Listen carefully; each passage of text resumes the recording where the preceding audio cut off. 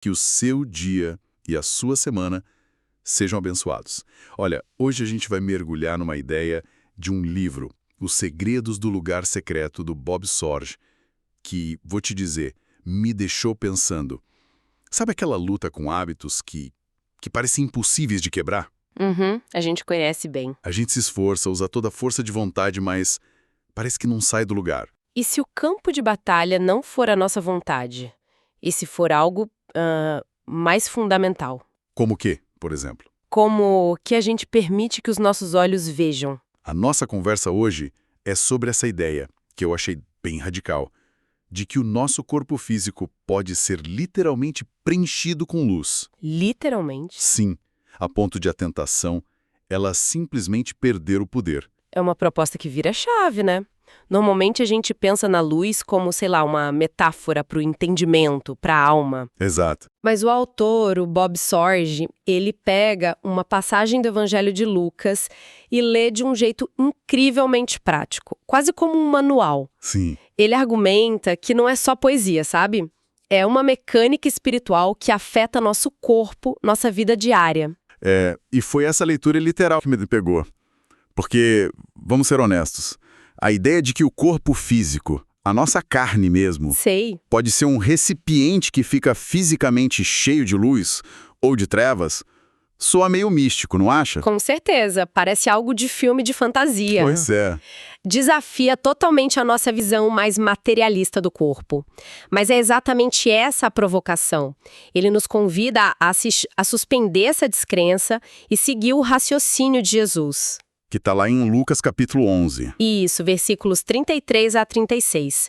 É o pilar de toda a argumentação dele. Então vamos a ela. O texto diz mais ou menos assim: ninguém acende uma candeia e a coloca num lugar escondido. Ao contrário, coloca no lugar apropriado para que os que entram possam ver a luz. E aí vem a parte chave. Os olhos são a candeia do corpo. Quando seus olhos forem bons, igualmente todo o seu corpo estará cheio de luz.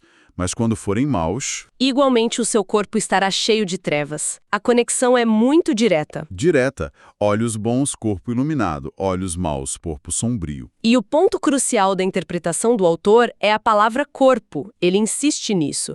Jesus estaria se referindo à nossa estrutura física. Não é um estado de espírito. Não é clareza mental, não. É o corpo mesmo. A premissa é que as nossas escolhas visuais, elas criam um ambiente interno.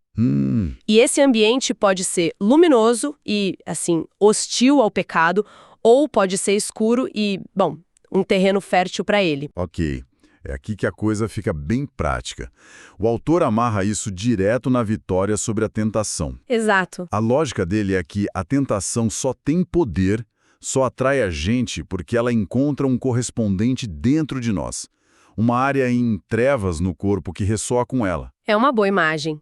Como se a tentação batesse numa porta. Isso. E se tiver o escuridão lá dentro, alguém atende. Exatamente. Ele argumenta que se o corpo estiver todo preenchido de luz, a tentação bate e não encontra eco. Não tem nada ali para ela se agarrar. Então os chamados pecados da carne, que a fonte fala. Glotonaria, ira, lascívia. Esses pecados eles não seriam vencidos na força, no grito. Eles seriam, na verdade, desnutridos. Isso, que ótima palavra. Eles morrem de fome num ambiente de luz. Isso muda completamente a abordagem, né? Porque o padrão é lutar contra o desejo quando ele já apareceu. E a proposta aqui é anterior. É uma estratégia de alterar o terreno para que o desejo nem consiga criar raiz. Mas me diz uma coisa, o autor baseia essa interpretação tão física só nessa passagem de Lucas ou ele conecta com outras ideias para fortalecer o argumento? Ótima pergunta. Embora o foco seja muito em Lucas 11, o conceito de que o corpo é um templo que deve ser consagrado, isso é um fio condutor em todo o Novo Testamento. Certo, faz sentido. Pense em Paulo falando para apresentar os vossos corpos como sacrifício vivo. O que o Sorge faz é dar uma dimensão muito específica e prática para isso. É como se ele dissesse: quer apresentar seu corpo como sacrifício vivo? Comece controlando o que entra pelos seus olhos. Entendi. Ele transforma um conceito teológico, que às vezes é meio abstrato, numa ação diária. Gerenciável, exato. Ok. Então o mecanismo é claro. A luz entra pelos olhos. O que a gente olha define o ambiente interno. E ele conta uma história sobre isso, né? De uma revista. Sim, que ilustra perfeitamente. Ele leu uma carta de um leitor numa revista cristã, um homem que estava, assim, desesperado por ajuda contra a lascívia. E a resposta do editor foi: Foi bem superficial, algo na linha, relaxe, aprecie a beleza de forma saudável. Uma resposta que, na prática, não ajude nada, não dá ferramenta nenhuma. nenhuma. Aí o autor diz que a resposta que ele gostaria de ter lido seria outra, Seria mais direta. muito mais. Algo como: verifique seus olhos. Onde eles têm se fixado? Você está gastando tempo contemplando a beleza da palavra de Deus ou está alimentando sua mente com imagens que geram trevas? Percebe a mudança? Muda o foco do problema. Deixa de ser uma batalha de força de vontade. E vira uma questão de dieta visual. Essa analogia da dieta visual é perfeita, porque não se trata só de evitar a comida lixo visual. Certo. É sobre ativamente se alimentar de coisas boas. Não é uma estratégia só defensiva, de se esconder do mal. É uma estratégia ofensiva de buscar a luz. De ir atrás. Sim, o autor enfatiza que olhar para a lei da liberdade, que é a palavra de Deus, é o que proativamente enche o corpo de luz. É como trocar fast food por comida nutritiva. Com o tempo, seu corpo começa a funcionar de outro jeito. Isso me lembra muito o que a gente faz com um feed de rede social. No começo, você só para de seguir as contas que te fazem mal.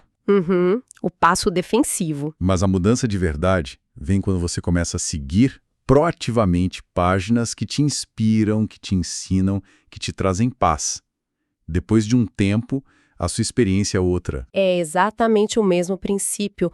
É a curadoria do seu ambiente. E isso tem paralelos até na psicologia, né? Como assim? Em algumas terapias, um dos pilares é aprender a redirecionar o foco. Você treina sua mente para não se fixar no negativo e, em vez disso, focar em perspectivas mais saudáveis.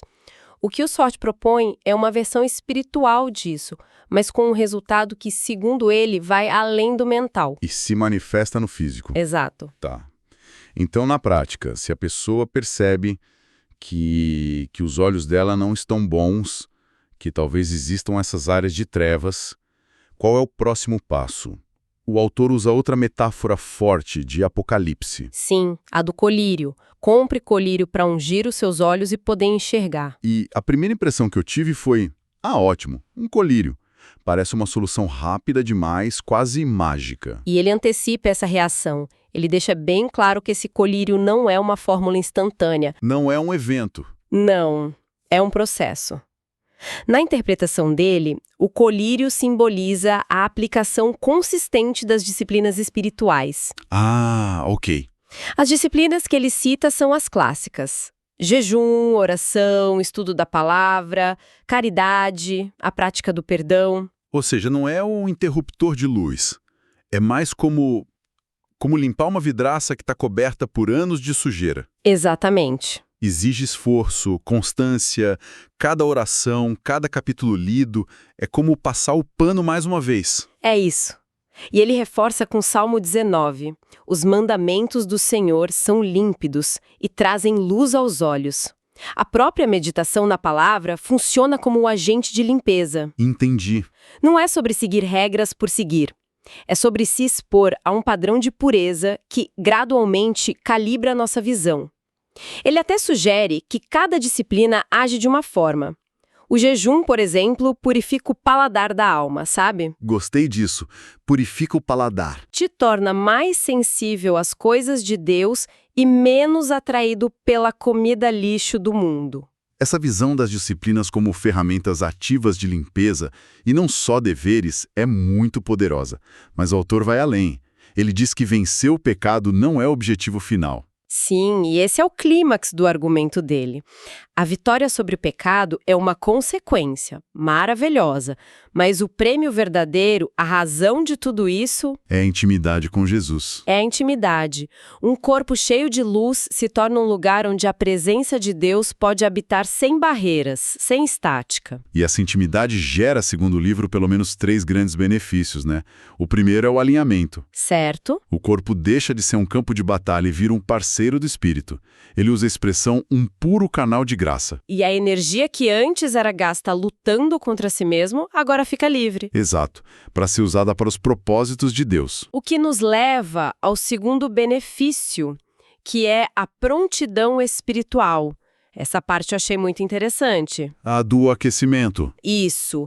Ele diz que uma pessoa com um corpo cheio de luz não precisa de um longo período de aquecimento para se conectar com Deus. Sabe aquela sensação de que você precisa de uns bons minutos de oração só para acalmar a mente e focar? Totalmente.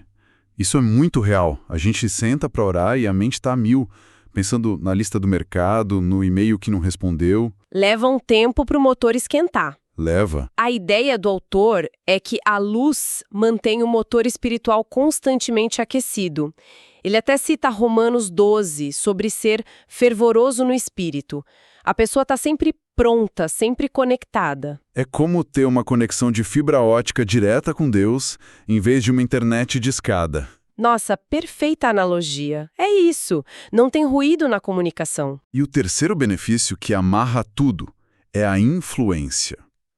O autor volta para o começo da passagem de Lucas. Ninguém acende uma candeia e a esconde. Exato. A lógica dele é simples e poderosa.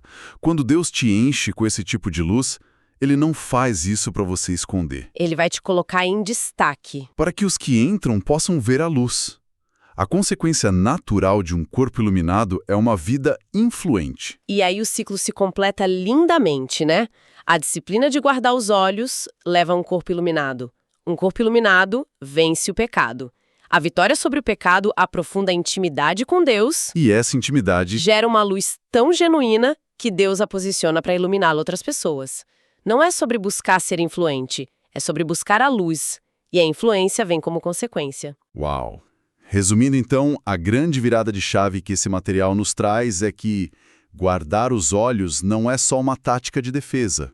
Não é só evitar o mal. É mais que isso. É uma poderosa estratégia ofensiva para ativamente encher todo o nosso ser com a luz de Deus. É trocar a mentalidade de não olhe para aquilo pela mentalidade de fixe seus olhos nisso. Perfeito. E os resultados são vitória, intimidade e, por fim, uma vida que serve de luz. Exato. E isso nos deixa com uma reflexão final, né? Algo para a gente pensar durante a semana. Manda. A fonte nos desafia a repensar nosso consumo de mídia, o que é fundamental. Mas e se a gente levar essa ideia a sério? De que o que vemos pode fisicamente nos encher de luz ou de trevas? Como isso poderia transformar não só o que a gente assiste, mas o jeito como a gente escolhe olhar para o mundo? E para as pessoas. E para as pessoas ao nosso redor. Como seria olhar para um colega de trabalho difícil ou para um problema na sociedade com olhos que buscam ativamente a luz, em vez de focar na escuridão? Que pergunta fantástica para a gente levar para a semana. No nosso próximo encontro, vamos continuar essa análise do livro Segredos do Lugar Secreto. Ainda tem muito para desvendar. Que Deus abençoe a todos.